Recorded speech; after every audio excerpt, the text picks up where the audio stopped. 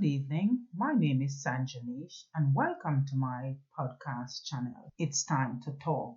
I decided to do another or a follow-up audio from the last one I did, Get Up Out of Your Mess. And this evening, I'm going to look at 5 stages of change from two researchers, James Prochaska and Carlo da Clemente. They're two researchers who went on a mission to find a solution to help people who smoke to quit. And I do think the model that they use, which is the trans theoretical model, trying to get these people to reach a stage where they give up their bad habit. And for me, dealing with domestic abuse, I do think this model can be adapted and used for whatever area or whatever stage a person who is experiencing domestic abuse and want to get out of it. They can adopt to this model and use it to journey through out of that lifestyle or environment. That the 5 stages are pre-contemplation, contemplation, preparation, action, and maintenance. And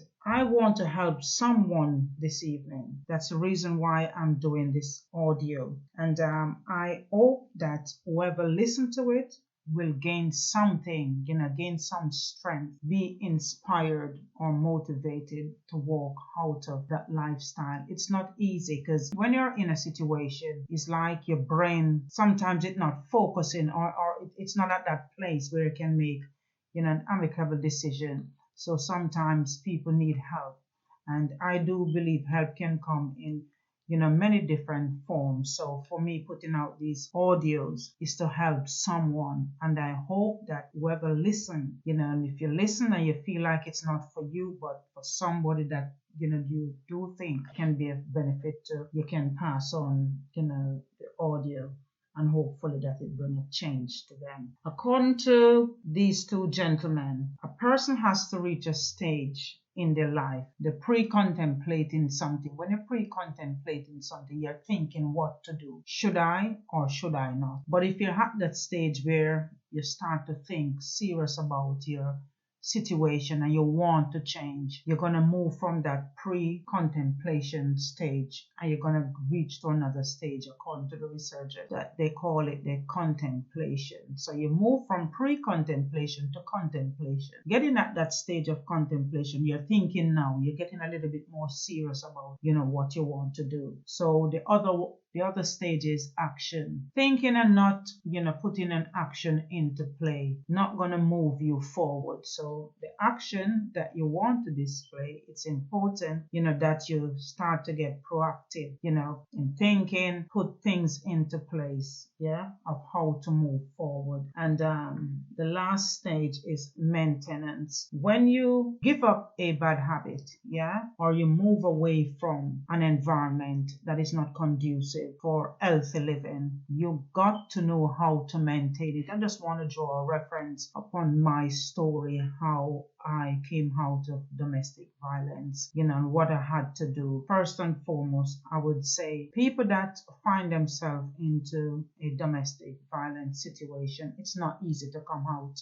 So I'm not here, trying to put you up an issue or make it look like it's easy. It's very difficult, especially if you have children. That's the most difficult time for any mother, if she's in the environment and she wanna make an exit. She's gonna look at where she gonna go with the children, and if she even leave with the kids, how she gonna maintain herself. If she doesn't have a job, she doesn't have a skill, that is something that prevent women from leaving. And other reasons too. Another reason that can prevent women from walking away, maybe the perpetrator wanna threaten them. If they leave, they're gonna kill them or kill your pet or even go after your family. So it's a whole lot of mixed emotions that person will encounter. But for me, I was brave. I decided, do or die. I'm not going to stay in this situation. I was at the pre-contemplation stage when the situation gets worse. I tell myself, no, I deserve better than this. So I started contemplating. During my contemplation stage, I start to talk to people.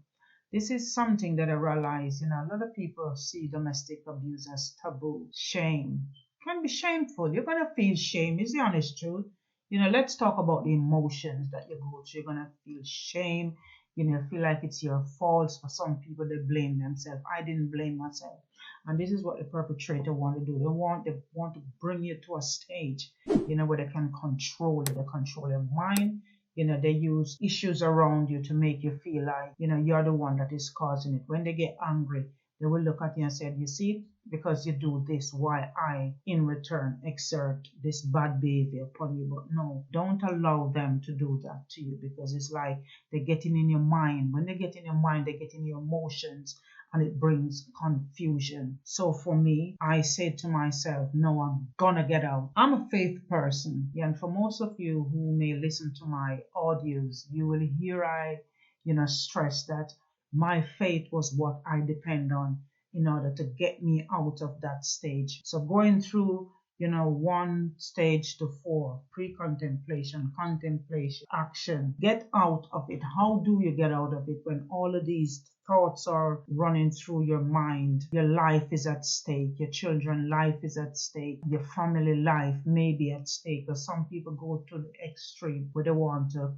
threaten, people's family, what they're gonna do. So get into that stage. You got to talk, get serious now, and talk to the authority, get police involved. It's not easy, but as I said, keep on stressing. If you want to get out of it, you're gonna have to start talk. Buckle up everything in your mind and keeping things a secret. You're gonna eventually destroy yourself and destroy your children. Sometimes parents may think, oh, it's for the best, because of the children. I don't want to leave. Oh, the children gonna miss their dad. No. If the dad wanted his children to be around him, he would choose to behave different. He would adapt to a better attitude towards you. And the children, because the children are gonna become traumatized. They're gonna become confused, angry. I'm just sharing with you from an honest perspective, because somebody has to talk. I am not ashamed of what I've gone through. I've overcome. My book is called Overcoming. Every day we have issues, difficulties that we are overcoming. There's nobody that is free from issues, from problems. It's how we deal with it. And when we come out of it,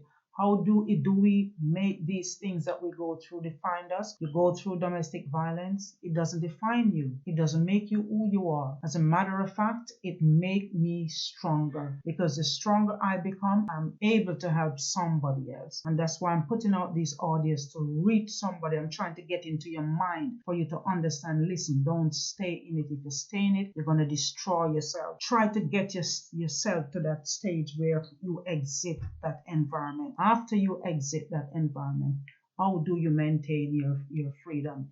You have to set boundaries. Yeah, you have to look at yourself. First, you have to love yourself. A lot of time when women, remain in these sort of environment, is because they don't value themselves. If you place value on yourself, you value your life, you tell yourself, I'm better than what, I'm allowing somebody. When you get out of it, set boundaries. Start to put things in place that you'd like to achieve. And you got to get help. You're going to need help. You're going to need counseling. You're going to need therapy. Yeah, you have to find, some organization, somebody that can help you. Because to be honest, once you get out of that situation, you're going to have moments that you become teary.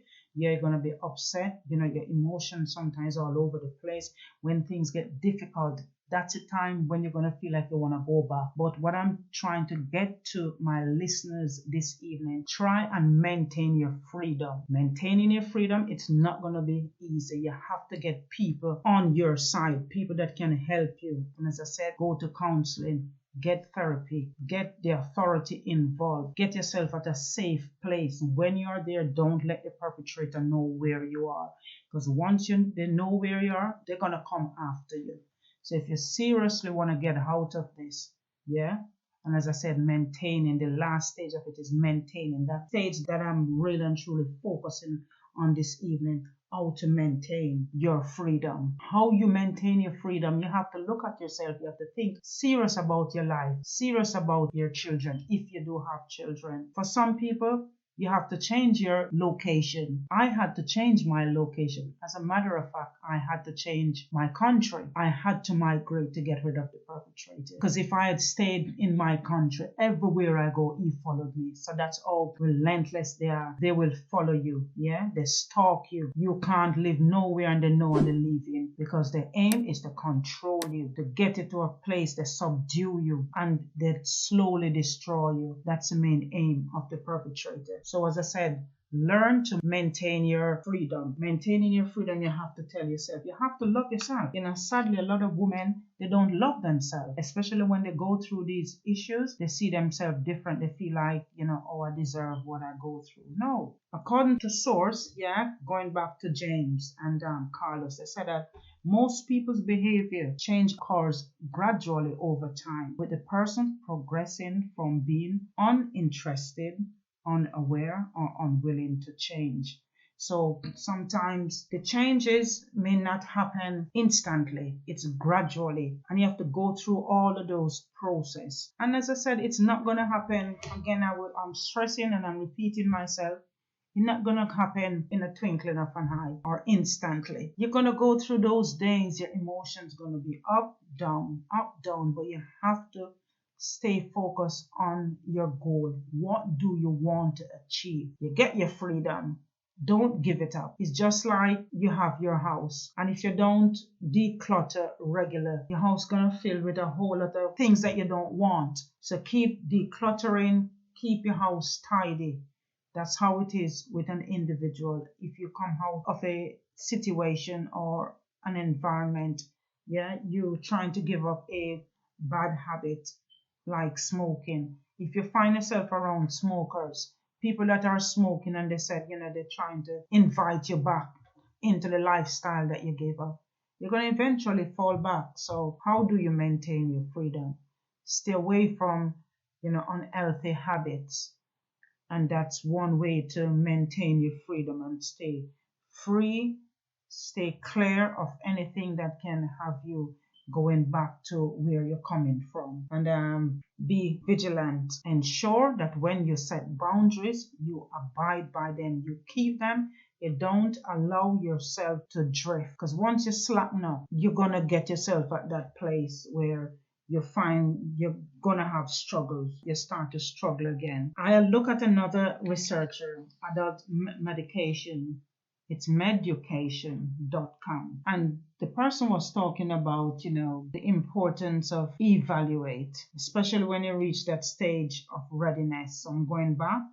I'm getting back to that stage again. In order for change to be proposed or to intervene, meaning if you're going to introduce strategy to a person to help them to think if changing their behavior, you first have to evaluate if the person is ready to change. A lot of time I hear of stories where women who are in domestic abuse, whenever things happen and they call for help, police will come, may arrest the perpetrator, but guess what? When it's time for them to move another step further to bring justice, sometimes you have the women, they don't want to go any further. So they are not ready. Whenever you see a person behave like that, they are not ready. So they will always keep going back to the old behavior. So in order for you to embrace change and to want to move forward, you have to get yourself to a place where you want to get out of that environment. And as I said, I'm dealing with maintenance. How do you maintain your freedom? Once you get out of it, try to put boundaries in place. And to be honest, a lot of times women don't understand when they get out of this situation. They always find men of similar attitude with the same behavior from the last relationship. They find themselves going back or, attracting these people. Take time out, for self-development. Look after yourself. Leave relationship for a while. That's what I do. Give relationship a break. I start to invest in myself. How do you invest in yourself? If you have to go back into education, go and educate yourself. Find a freedom program that you can join, that you can learn the tips, learn how to identify these sort of abuse that keep drawing you into these sort of lifestyle. Look after your mind. If your mind mind is not healthy, your emotions and your action, the choices that you make will be affected by how you think. So these are my few words, and I hope that, whatever I say this evening, it is of benefit to somebody. For those who listen to this and you know somebody that needs help, please share, like, and subscribe. Thank you very much. Catch you soon for the next episode. You can visit my website www.nichecreation.co.uk, and you can find inspirational audios that you can listen to inspire, to motivate, and to strengthen you. You can also fill out the form online and somebody will get back to you if you need help. Thank you. Bye bye.